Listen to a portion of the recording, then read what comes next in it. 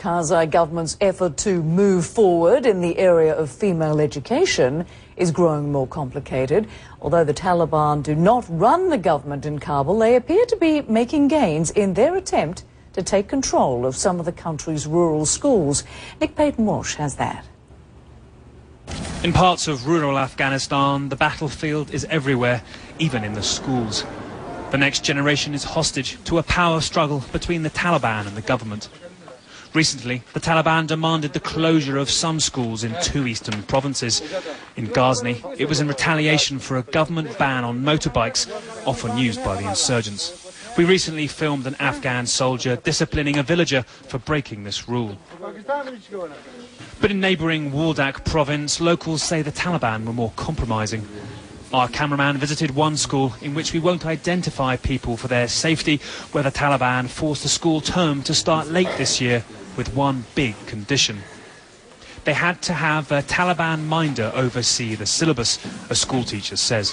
The Taliban are fine with us as long as we do what they want. They tell us what to teach and what not to. If we don't do what they say, they have a representative who comes checking things. They have increased the number of hours we teach religious subjects in a week and decreased other subjects like English. If we didn't, they would threaten teachers, and it's very much possible that they would close the school down. A deputy education minister told CNN that in areas where the Taliban had more control, sometimes the government let them influence the subjects taught to keep the schools open and even check student attendance.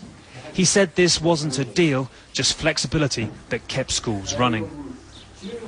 Our cameraman met this man who said he was the Taliban school's representative, one of many across Afghanistan, he said, implementing instructions from Taliban leader Mullah Omar. We didn't allow school to be open here at the beginning of the school year because we wanted them to change. Then we had a big meeting with the school officials and concluded with them to allow school to start.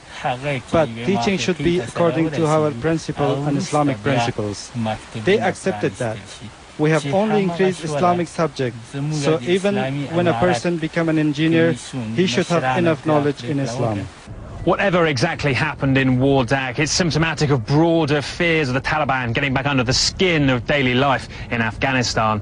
This Taliban representative did oppose girls' education, but the fact they let the school open at all, whereas before they've insisted on religious education, shows a curious kind of evolution in the Taliban. Sometimes they choose moderation.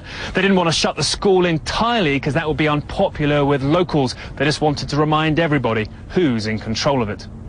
How long this moderation lasts and how far it extends is uncertain.